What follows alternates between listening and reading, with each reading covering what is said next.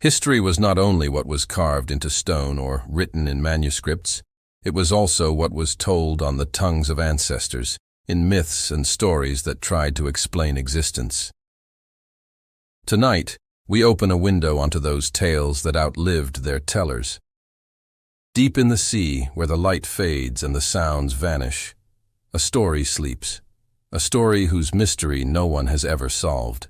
A city described as rich and beautiful. Its streets were paved with marble, its walls shone as if made of gold and copper. But it did not remain upon the earth. They say the sea swallowed it in a single night, leaving behind nothing but whispers echoing through the ages. Was it a truth lost from our hands, or just a legend woven by imagination? Tonight we journey together to Atlantis. The city said to have been born from a dream, only to die in a disappearance without return. Since humans first knew the sea, they saw it as a gate to the unknown. Its waves were not just a means for travel or fishing, but also a mirror reflecting dreams and fears. In the depths of these waters, whose end cannot be measured, people imagined other worlds, hidden cities, undiscovered secrets. It was no surprise that stories became bridges connecting reality to fantasy. When people could not explain the world around them, they created tales to fill the void, some fading away, others surviving for thousands of years. From among these tales was born the legend of a drowned city, a city whose existence was never proven, yet refused to disappear from human memory. The legend tells that this city was no ordinary place. It was advanced, wealthy, and unique in its architecture and organization. Yet it was never carved into stone nor preserved in inscriptions. Instead, it reached us through passed-down stories, whispers carried from the past. And here rises the question that no one has ever answered. Were we dealing with the memory of a real civilization swallowed by the sea in a single moment? Or was it only a story crafted by imagination to express mankind as fear of losing what it builds? For thousands of years, people searched the depths for traces of this city. But the sea does not yield its secrets easily. Between what might be truth and what seems like myth, Atlantis has remained a living mystery that defies time itself. To understand where this story began, we must go back 2,400 years, to a philosopher named Plato, the first to tell us about Atlantis. The Greek philosopher sat down to write his immortal dialogues, Timaeus and Critias, where he set down a tale unlike any other. He was not simply entertaining his readers. He was presenting an example of a great civilization that fell in tragedy, meant as a lesson to those who came after. Plato described a faraway land, beyond the Pillars of Hercules, the ancient name for the Strait of Gibraltar, where the Mediterranean meets the Atlantic Ocean. There, he wrote, lay a vast island, larger than Libya and Asia Minor combined, thriving with wealth and order. In his account, Atlantis was not just an island, it was a great power in every sense. Its land was fertile, its rivers carried fresh water, and its people mastered architecture and engineering. Their cities were built with circular canals, allowing ships to pass easily through to the capital. Atlantis was rich in gold, silver, and copper, its temples towering high and glittering under the sun. But this power did not remain contained. Plato wrote that Atlantis's army tried to conquer Europe, marching toward Athens to bring it under their rule. Yet the resistance of the Greeks halted their advance, bringing victory to Athens and defeat to Atlantis. According to Plato, the gods grew angry at Atlantis's arrogance and endless greed. Their punishment was swift and merciless. In a single night, the ground shook, waves rose high, and Atlantis sank entirely into the depths of the sea, vanishing as though it had never existed. From then on, the tale spread from generation to generation, transforming from lines in a philosophical dialogue into one of history's greatest mysteries. Was Plato recounting a story he had truly heard? Or did he invent a symbol, a warning of how greed could destroy even the mightiest civilization? Whatever the answer, the philosopher's words ignited the curiosity of scholars and adventurers for thousands of years. From that moment began the endless search for Atlantis, and the question of where it might have been. The question of Atlantis's location opened a wide door to hundreds of theories, each trying to put a mark on the map to point to that lost island. The first theory led researchers to the Mediterranean Sea. There, on the island of Santorini, a massive volcanic eruption took place more than 3,500 years ago. The explosion destroyed most of the island and submerged large parts of it into the sea. Some historians saw this event as very close to Plato's description, a prosperous island suddenly struck by disaster. Perhaps this was the inspiration behind Atlantis.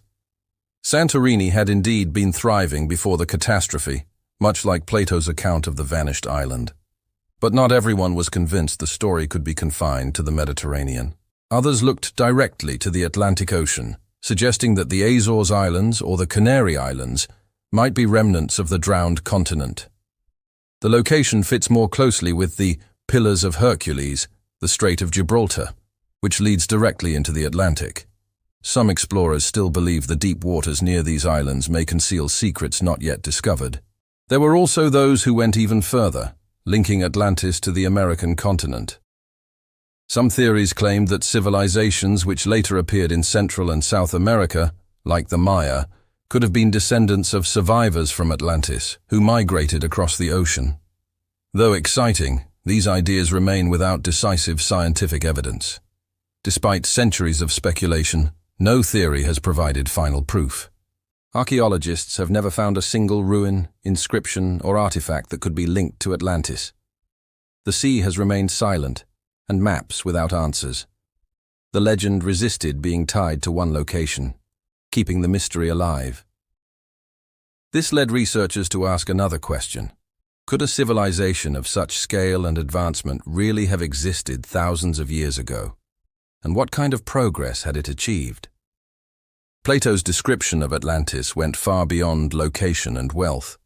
He painted a complete image of a civilization that seemed almost ahead of its time. He spoke of cities built in concentric circles, connected by wide canals leading from the sea into the heart of the capital. This astonishing design made Atlantis resemble a city of the future rather than the past. The temples were covered in gold and silver. The walls gleamed with copper. Gardens overflowed with rare trees and colorful flowers. Palaces were richly decorated. Marketplaces were vibrant, and strict laws governed daily life. Atlantis appeared as a model of the ideal civilization, combining wealth with organization. Yet at the same time, this description carried a deep symbolic meaning. Many historians believe Plato was not depicting a real city, but illustrating an idea that any civilization, no matter how great, can collapse if arrogance and greed take hold. This contradiction, a mighty civilization rising to greatness, only to vanish suddenly, is what gave the story its lasting power. People have never stopped wondering, was Atlantis truly an advanced city erased by natural disaster, or only a metaphor Plato used to warn against hubris? The question inspired hundreds of researchers and writers across the ages. Some tried to prove Atlantis really existed, while others reused the legend as a symbol in new stories and myths. Even scientists and philosophers found in it a fertile ground for reflection. How can humanity build something extraordinary and yet lose it all in a single moment?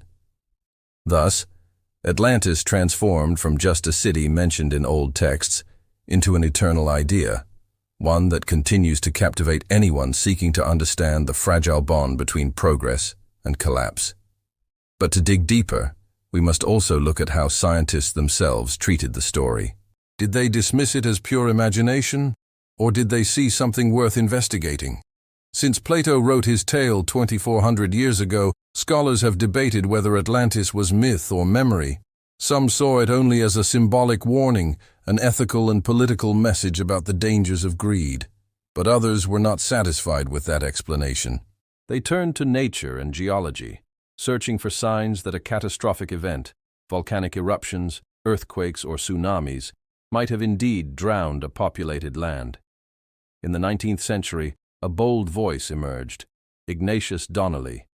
He published a book titled Atlantis, the Antediluvian World, proposing that Atlantis had been a highly advanced civilization, the source of many ancient cultures around the globe. He believed its destruction was not just a local event, but a global catastrophe that changed the course of history. Donnelly's ideas caused a sensation, spreading among both the public and intellectuals. Atlantis became a hot topic of discussion in scientific and popular circles alike.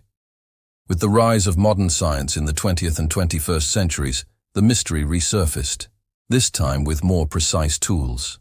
Geologists studied massive volcanic eruptions, like Santorini's, and searched for evidence of sunken cities beneath the sea. Some studies suggested giant tsunamis may have wiped out coastal civilizations, reminiscent of Plato's description of Atlantis' sudden destruction. Yet still, no conclusive proof has ever been found. No ruins, no inscriptions, no artifacts that can be confidently linked to Atlantis. It is as if the legend chose to remain suspended between reality and imagination. This mystery has not diminished people's interest. On the contrary, it has deepened the legend's appeal, making Atlantis even more alive in the human imagination. Even when science fails to prove it, Atlantis endures as a symbol, a reminder of what might suddenly be lost.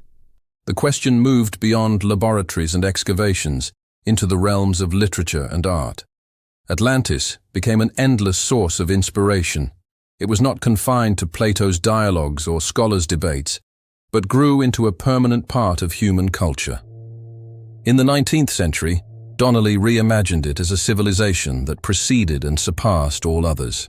Later, it entered the world of science fiction, portrayed as a hidden city beneath the oceans or on distant edges of the seas. Cinema, too, could not resist its allure. From documentaries to adventure films, Atlantis appeared either as a lost paradise filled with light and knowledge, or as a warning about disasters that could destroy even the greatest cities. Nor was its influence limited to art. In philosophy and intellectual thought, Atlantis became a metaphor for humanity's deepest anxieties, the fear of suddenly losing everything built, of seeing an entire legacy erased in a single night. It became a mirror of human longing for immortality, for permanence, for a perfect world that may never have existed. This powerful cultural presence transformed Atlantis into more than a legend. Today it lives in human consciousness as both a dream of ideal cities to be rebuilt and as a warning of what any civilization may face if it loses balance. Yet the question remains, was Atlantis truly real, or only a symbol chosen by Plato to leave behind an immortal lesson? Despite countless stories and theories, the secret of Atlantis remains caught between the sea and memory. On one hand, no one has been able to prove its existence with hard evidence, no excavations, no ancient maps, no ruins. On the other hand, humanity has never stopped searching for it, as if Atlantis is part of something greater than just a city. Perhaps it was never a real place, but a symbol invented by Plato to warn against human pride. Or perhaps it was indeed an advanced civilization swallowed by the sea thousands of years ago. But more important than the answer is the impact of the story itself. Atlantis survived not because it was proven, but because it touched something deep within the human spirit. It revealed mankind's fear of extinction and its endless desire for immortality, whether through stone or through stories that outlive their tellers. That is why the tale endured, not as a confirmed fact, but as a living legend, one that reminds us of our fragile achievements and eternal hopes. And so, whether real or imagined, Atlantis remains part of humanity's journey to understand itself. From a city swallowed by the sea, to kings searching for eternal life, legends have always been mirrors for our fears, and for our eternal dream of immortality.